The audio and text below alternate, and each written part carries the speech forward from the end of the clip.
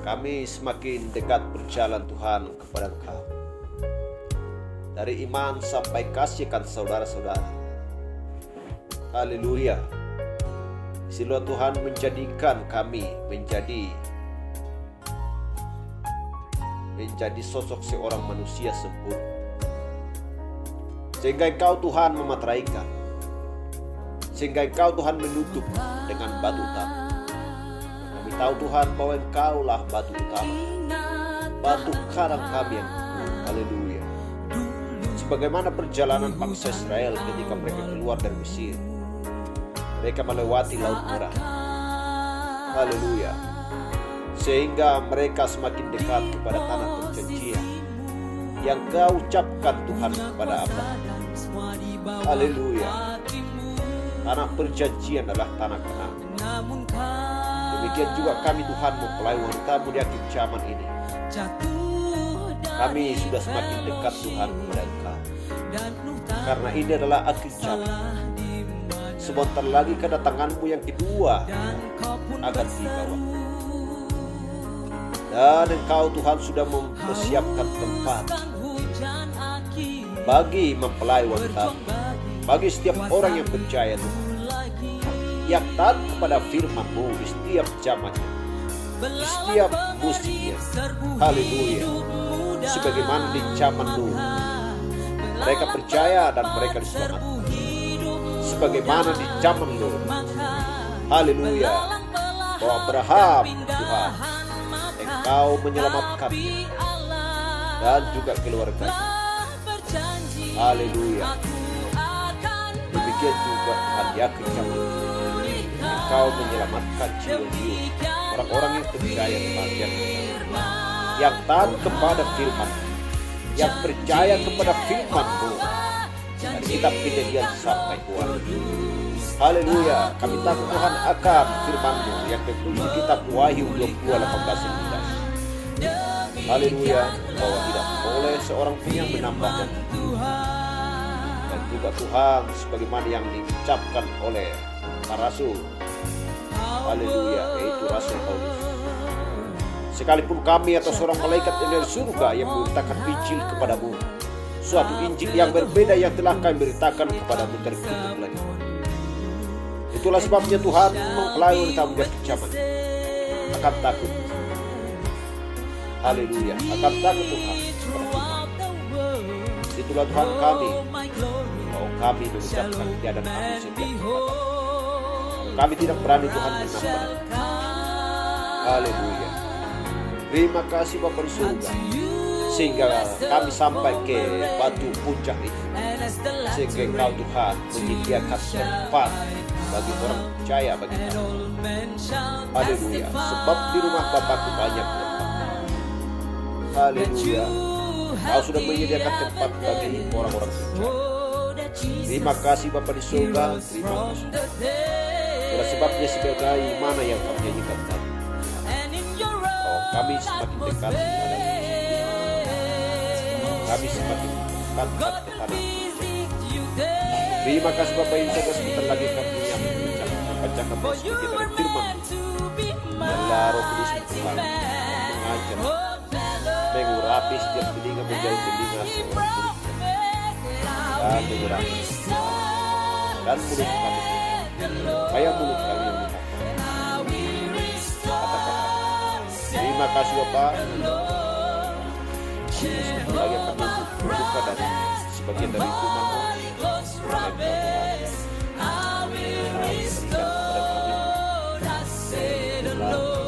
kalau sesuatunya yang kami cepat menangkap. Terima kasih Bapak, kami berdoa dalam Yesus Kristus.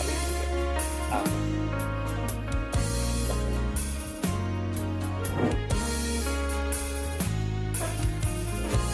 Haleluya. Tuhan memberkati kita. Haleluya. Kita selalu senang mengucapkan firman Tuhan. Karena kita tahu bahwa firman-Lah makanan jiwa kita, makanan rohani kita. Haleluya. Untuk menyegarkan jiwa kita. akan menyegarkan tubuh kita dan roh kita. Karena firman-Lah yang membawa kita kepada sesuatu yang dimana di tempat itu, ya, yang dimana di tempat itu ada kuasa, ada tinggi bukti. Haleluya. Sebagaimana bangsa Israel ketika mereka ada di tanah Gosen, dan di sanalah mereka berseru dan berdoa kepada Allah, dan Allah mendengarkan suara mereka. Dan tiba saatnya maka utusan saksi orang nabi, yaitu adalah Musa, dia tampil. Haleluya, untuk membawakan mereka keluar daripada perbudakan, daripada tawanan, di mana mereka di sana benar-benar diperbudak, ditawan dan tidak bisa bebas. Haleluya. Tetapi semuanya itu adalah rencana Tuhan. Amin. Supaya setiap orang tidak mudah untuk mendapatkan suatu posisi, supaya tidak mudah mendapatkan tanah perjanjian. Jadi harus ada sebuah prosedur, harus ada sebuah pengorbanan. Haleluya. Harus ada yang korban di setiap zaman. Haleluya. Dari zaman yang pertama sampai akhir zaman ini, bahkan zaman-zaman hujan, harus ada penderitaan, harus ada yang korban. Sehingga berlangsungnya di akhir zaman ini harus ada yang kita lakukan. Itulah sebuah perjalanan yang harus ditempuh oleh mempelai wanita.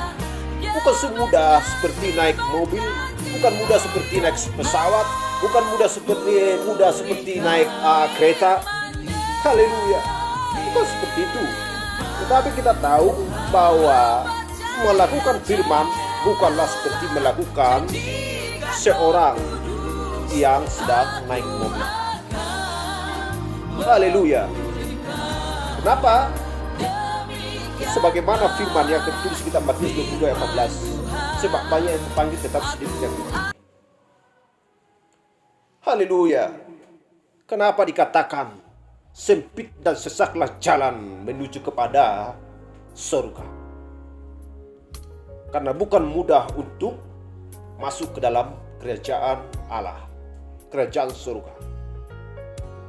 Itulah sebabnya bila firman yang diucapkan di akhir zaman ini sesuai dengan Malaki 4:5 dan 6, sesuai dengan Wahyu 10 ayat 1 sampai 7.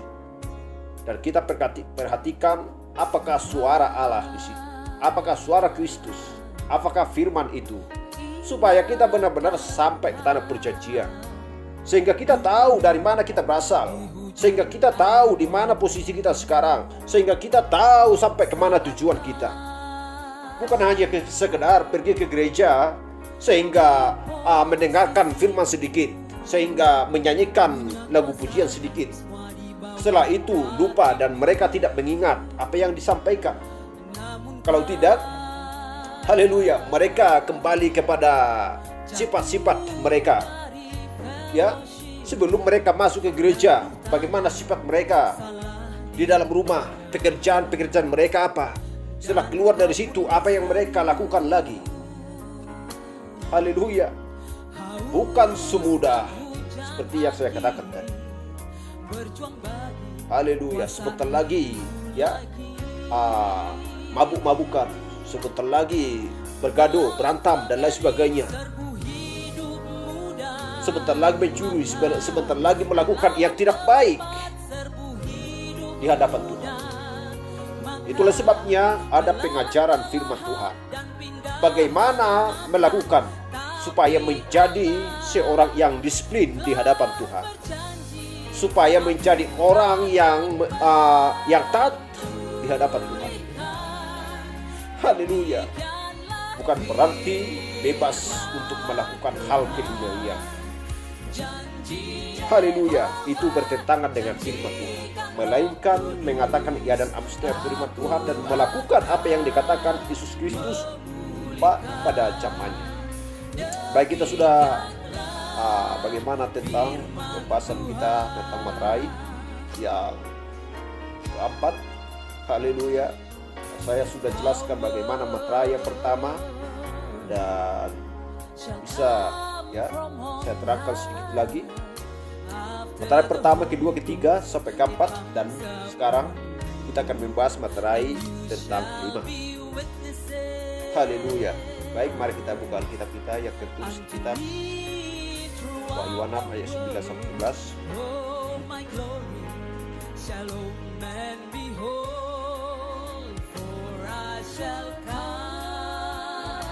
Wahyu 6 ayat 9 sampai 11 demikian firman Tuhan. Dan ketika anak domba itu membuka materai yang kelima, aku melihat di bawah mezbah jiwa-jiwa mereka yang telah dibunuh oleh karena firman Allah dan oleh karena kesaksian yang mereka miliki. Dan mereka berseru dengan suara nyaring, katanya, berapa lama lagi, ya penguasa yang kudus dan benar, Engkau tidak menghakimi dan tidak membalaskan darah kami kepada mereka yang diam di bumi? Dan kepada mereka masing-masing diberikan selai jubah putih. Dan kepada mereka dikatakan bahwa mereka harus beristirahat sedikit waktu lagi, hingga genap jumlah kawan-kawan pelayan dan saudara-saudara mereka yang akan dibunuh sama seperti mereka. Haleluya. Glory. Satu jiwa pun harus ditunggu. Satu jiwa harus ditunggu, karena dialah yang menggenapkan firman Tuhan. Haleluya. Itulah sebenarnya sebabnya satu jiwa dibandingkan dunia ini, maka dunia ini tidak berdampak dan tidak berarti dibandingkan satu jiwa orang yang percaya. Haleluya. Karena mereka sudah mulai menuntut dan berteriak kepada Allah, berapa lama lagi Tuhan? Karena mereka dibunuh pada saat mereka ada di bumi untuk melakukan kebenaran firman Tuhan. Haleluya. Baik. Dan kita sudah tahu bahwa materai yang pertama, ya, kedua, ketiga, keempat, di sana dikatakan bahwa ada disebut binatang, ya, bahwa ada disebut makhluk seperti itu. Dan kita perhatikan, jadi tidak ada di situ disebutkan binatang yang lain atau makhluk hidup yang lainnya pada pengumuman tentang materai kelima ini. Kita sudah baca tadi. Jadi terdapat di materai keempat, terdapat materai pertama, kedua, ketiga, ya, keempat. Tetapi tidak ada di sana disebutkan makhluk. Dan ketika anak domba itu membuka materai yang keempat, kita lihat, aku mendengar suara binatang yang keempat berkata, mari, lihatlah. Dan ketika anak domba itu membuka materai yang ketiga, aku mendengar suara dari binatang yang ketiga berkata, mari dan lihatlah. Dari binatang yang kedua berkata, mari dan lihatlah. Dan binatang yang pertama berkata, mari dan lihatlah. Haleluya. Jadi, tetapi selanjutnya ketika kita sampai ke materai kelima, tidak ada binatang. Kita perhatikan saja. Dan ketika anak domba itu membuka materai yang kelima, aku melihat di bawah mezbah. Haleluya. Glory. Aku melihat di bawah mezbah. Haleluya. Jadi tidak ada binatang di situ. Dan binatang melambangkan kekuatan. Binatang melambangkan kekuatan. Jadi kita memperhatikan dan melihat bahwa tidak ada di sana makhluk. Jadi satu dari makhluk-makhluk itu kita mengetahui dengan mempelajari, ya, pewahyuan di 7 jam gereja, bahwa satu dari antaranya adalah singa, dan yang lainnya adalah lembu, dan yang lainnya adalah seorang manusia. ya, muka manusia. Dan yang berikutnya adalah Raja Wali. Dan kita mengetahui zaman-zaman gereja ya mengenai keempat binatang itu, yang artinya 4 kekuatan. Berkumpul di sekeliling kitab Kisah Para Rasul. Haleluya. Jadi sama seperti tabernakel yang ada di padang gurun, kita ingat itu. Apakah pernah ada tabernakel di padang gurun? Haleluya. Jadi mereka mengawasi itu. Anak domba dan firman melaksanakan firman seperti halnya yang mereka berbuat terhadap tabut perjanjian di dalam ruang kudus yang ada di padang gurun itu.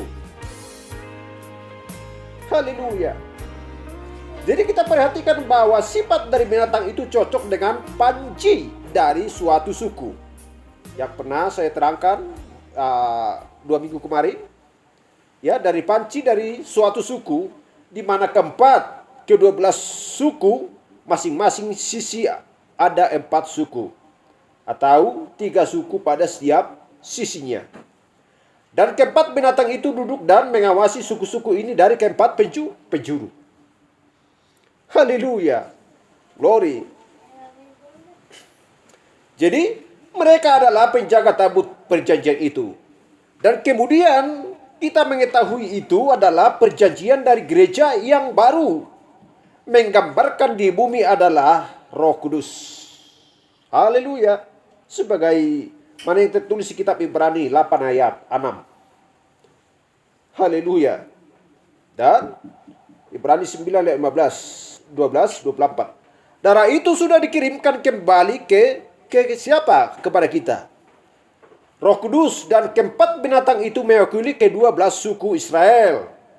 Sebagaimana itu memperhatikan dan mengetahui sifat-sifat mereka dan mengambil sifat yang sama itu dan membawanya kepada tiap-tiap keempat Injil itu. Haleluya. Jadi persis sama seperti yang tertulis di Materai, di Wahyu 6 tadi.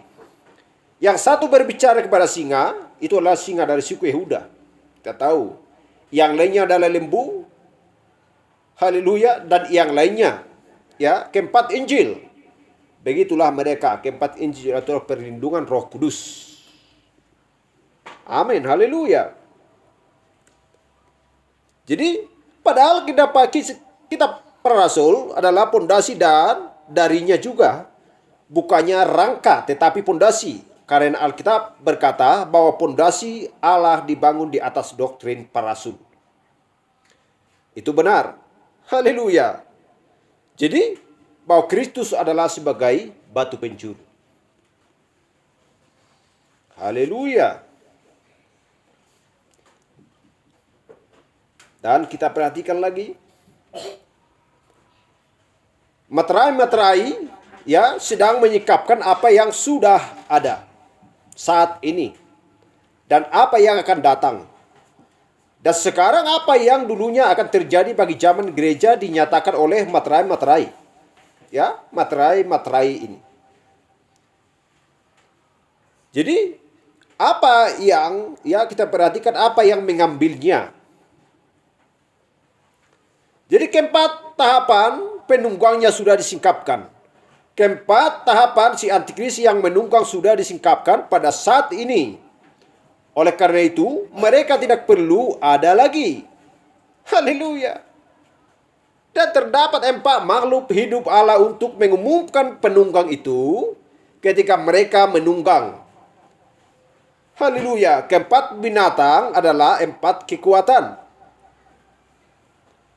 Jadi kita tahu bahwa binatang ya melalui penafsiran istilah-istilah dari simbol-simbol Alkitab.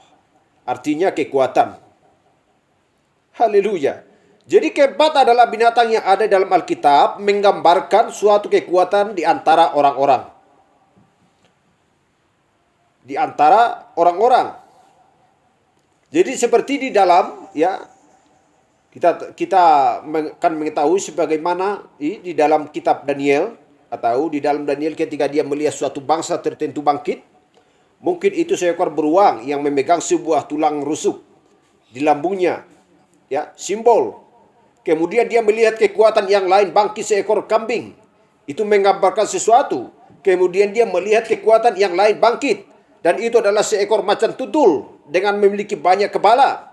Itu menggambarkan sesuatu kerajaan tertentu. Kemudian dia melihat yang lain bangkit seekor singa besar dengan giginya dan menghancurkan sisanya. Itu menggambarkan suatu kekuatan yang berbeda sama sekali. Daniel 7 ayat 1 sampai 12. Yang satu adalah kerajaan Nebukadnezar dan perlambang lain dari sebuah mimpi, ya. Daniel melihat suatu penglihatan. Nebukadnezar mendapatkan sebuah mimpi dan Daniel mengartikan mimpinya. Haleluya.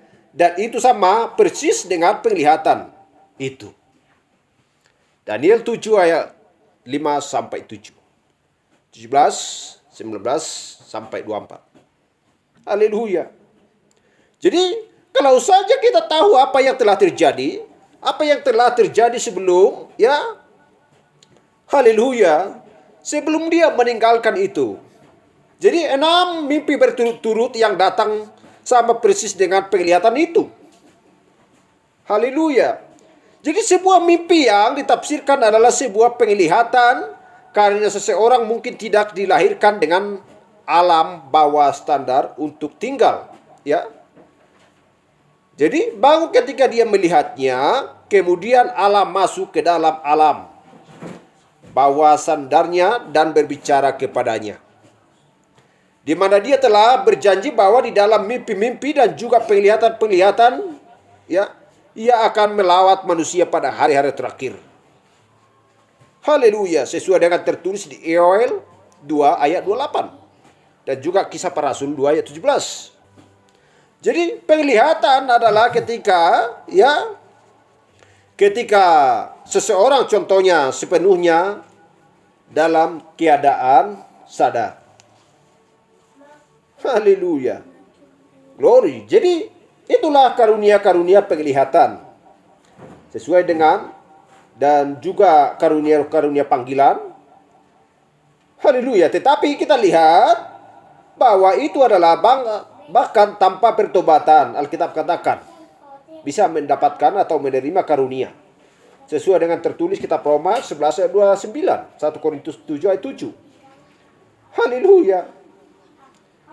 Jadi itu semua sudah ditentukan Alkitab sebelum dasar dunia dijadikan. Haleluya.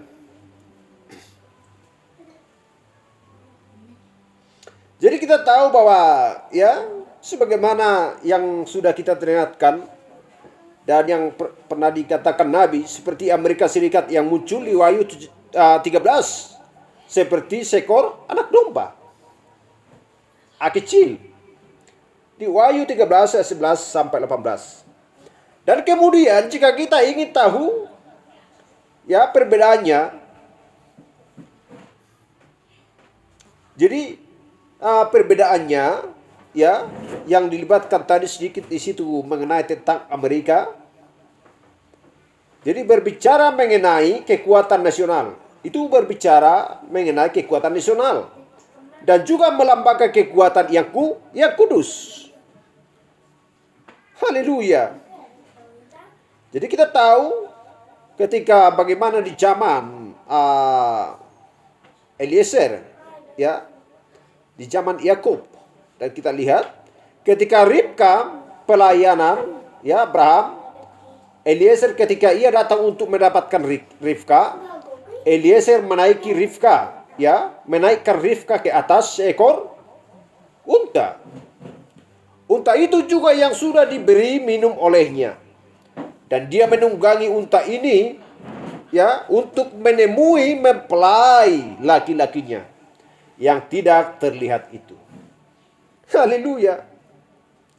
Jadi unta yang dia beri minum itu juga ia membawa dia ke rumah masa depannya dan suaminya. Rumah masa depan mempelai wanita. Supaya kita bertemu dengan Tuhan Yesus Kristus adalah sebagai suami kita. Haleluya, karena kita adalah mempelai wanitanya. Dia adalah mempelai laki-laki pria kita. Adalah Yesus Kristus yang sudah menebus kita. Haleluya. Jadi itu adalah hal yang sama di zaman ini. Haleluya. Hal itu juga yang sedang diairi gereja. Itu adalah benih firman. Lukas 8 ayat 11 katakan. Adalah firman itu juga yang menjadi hidup dan membawa kita kepada mempelai laki-laki. Mempelai laki-laki kita yang tidak terlihat.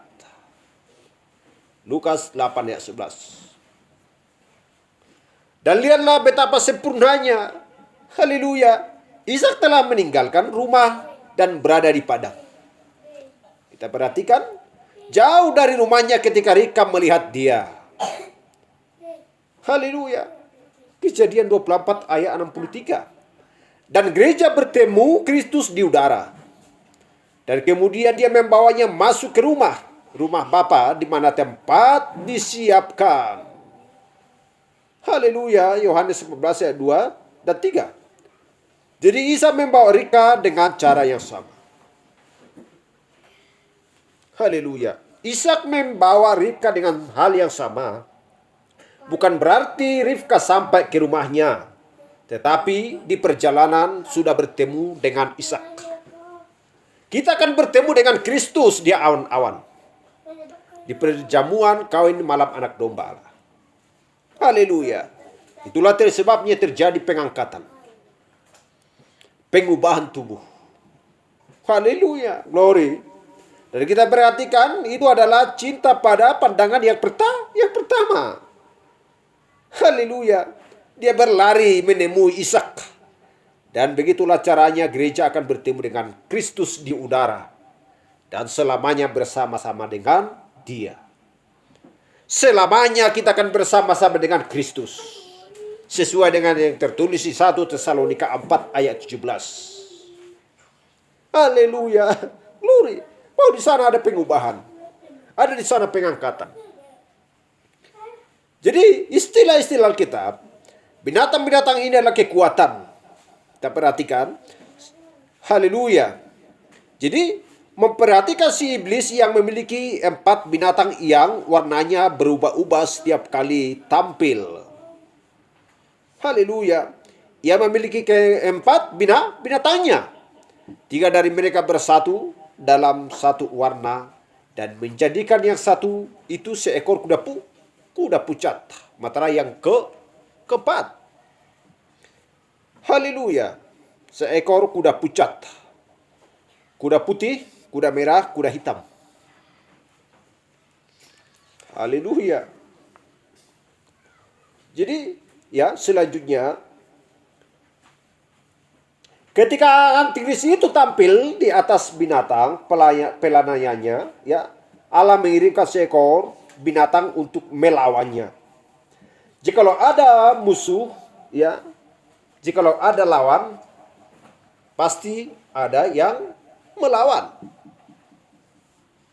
Tidak bisa disebut lawan kalau tidak ada yang melawan. Jadi Allah harus membangkitkan untuk melawan binatang tersebut. Haleluya. Jadi Allah membagikan sebuah standar untuk melawannya. Yesaya 59 ayat 19. Dan demikian ketika musuh tampil sebagai seorang antikris, Allah mengirimkan sejenis kekuatan tertentu untuk menghadapinya. Dan kemudian ketika dia tampil lagi sebagai menunggang kuda merah, warna yang lain, kekuatan yang lain, pelayanan yang lain, Allah mengirimkan yang lain sesuai dengan dia untuk melawannya. Haleluya. Untuk mempertahankan gerejanya. Untuk mempertahankan gerejanya Kristus. Mengirimkan yang ketiga, ya, lagi-lagi Allah mengirimkan binatangnya yang ketiga untuk tampil dan mengumumkannya. Dia mengirimkan yang keempat. Jadi Allah mengirimkan binatangnya yang keempat juga. Dan kemudian si antikris berakhir dan zaman gereja berakhir juga pada saat itu. Haleluya. Kita melihat bahwa iblis merubah, ya, keempat binatang itu artinya bahwa